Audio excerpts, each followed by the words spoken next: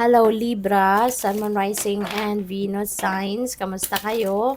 Sana po'y nasa mabuti kayong kalagayan. Welcome back po sa Star Tarot. At kung bago kayo rito, welcome din po kayo. Please subscribe, like, share my videos, and leave me a comment po kung naka-resonate kayo. Thank you. So, tignan natin kung ano mga paunang messages ninyo, Libra. We have the self-sabotage, no? Poverty consciousness, Libra. So, maybe ang iba sa inyo rito is negative thinking. You know, negative energy yung bumabalot sa inyo siguro around this time, Libra. Kaya, diba, yung parang kahit gusto ng isip mo, gusto ng puso mo, pero the back of your head, parang merong kumukontra sa iyo, parang merong kumukontra, merong nag-hold back, yung ganon. So, maaari din, no, na yung ano dito, yung situation dito is, maaaring meron din kayong scarcity, no, na nararanasan pagdating sa pera, or pwede rin na this is just feeling lack, di ba? Baka hindi naman talaga kayo nagkukulang sa pera, pero yung parang baka iniisip nyo lang na what if, 'di ba? Ganito ang mangyari, no? Papaano na lang ang kaperahan ko, 'di ba? Yung gano'n. So parang ano talaga 'to, negativity, no? This is definitely negative energy, no, na bumabalot sa inyo sa ngayon. Pero always remember, no, Libra, na if you are going to dwell on what is negative, mas marami pang dadating sa iyo ng mga negative situations and experiences. Kaya you'd rather transmute that negative energy into something positive, 'di ba? Positive mindset lang tayo, positive thoughts, feelings, emotions lang. Make sure na you're aware of that, na yun ang nasa isip at damdamin ninyo para hindi kayo mag-attract ng mas marami pang problema. Okay? But instead, you will attract good things, good situations, good experiences into your life. And instead na poverty ang iisipin ninyo or i-anticipate ninyo, 'di ba? Think abundant, think prosperous para 'yun ang dumating sa buhay mo. Okay? So what else? We have generosity, receiving and withholding. Wow. So ang generosity kasi it has two sides, no? It has two ends. There is the other end is kayo yung benefactor, kayo yung tumutulong, kayo nagbibigay, kayo nagdo-donate. And on the other end, kayo naman yung receiver, kayo yung tatanggap ng tulong, yung gano'n. So, maybe sa ngayon, you are going to be on both ends, 'di ba, ng generosity energy na to.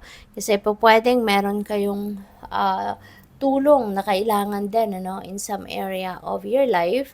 At on the other end naman, meron din naman kayong something na ibibigay na itutulong din sa iba. So, that's really beautiful, diba?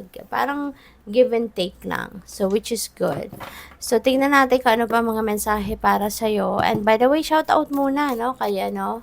Sa ating beloved channel member na si at Nel0929. Maraming salamat po for registering doon sa ating membership. Maraming salamat for your support.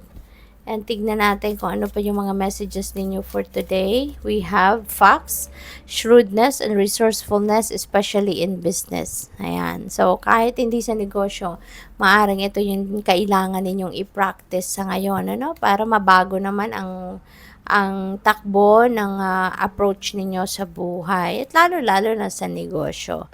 So, dog, far away, a distant friend is thinking of you. Ayan, meron kayong malayong kaibigan or kaibigan na nasa malayong lugar na maaring kayo ay naaalala, maaring namimiss ka niya, maaring iniisip ka niya, something like that. So, what else? We have happiness. Ayan, magiging masaya ka na. So, this is good. No? This is good. Kasi parang matatalikuran mo na din ito. At mukhang things are going to improve. No? Libra. At magiging masaya ka na din.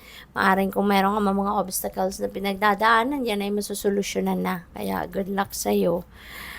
Time to get out of a situation. Ayan, if this message resonates with you, then alam mo ito. No? Alam mo to kasi maaaring nahihirapan ka na sa sitwasyon na to, naiipit ka na, napapressure ka na, natitense ka na, maaaring ganon. So, whatever that is, no, that doesn't serve your highest good, reminder ito para sa iyo. Panahon na.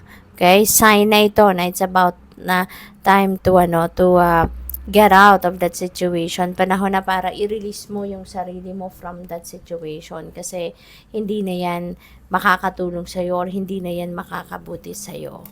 We have Rose, romance is in the air. So, kaya siguro kayo magiging extrang masaya because of love life, no? Baka meron kayong manliligaw kung kayo ay single pa or baka nagde-date-date kayo or baka papasok kayo sa bagong love and romantic relationship, At kung hindi man, kung kayo man ay nasa relationship na, baka mayroong milestone kayong celebrate sa ngayon ng inyong person or pwede rin, pwede rin na kayo ay baka kayo ay magiging extrang masaya at extrang may kilig sa ngayon kasi baka mas magpapakita ng romansa, magpapakita ng passion and love and more concern, yung person mo sa iyo.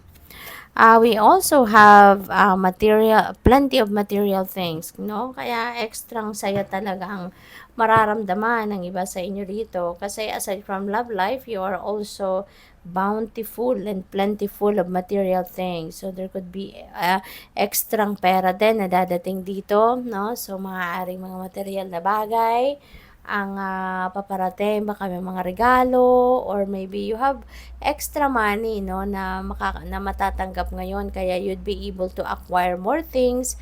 Meron kang mga bibilhin siguro or baka yung mga bagay na gusto mong bilhin dati pa na hindi mo nabibili, baka ngayon magkaroon ka na ng oportunidad, na ma-acquire ang mga yan. So, good luck and congrats. Thank you for watching. Love and light. Namaste.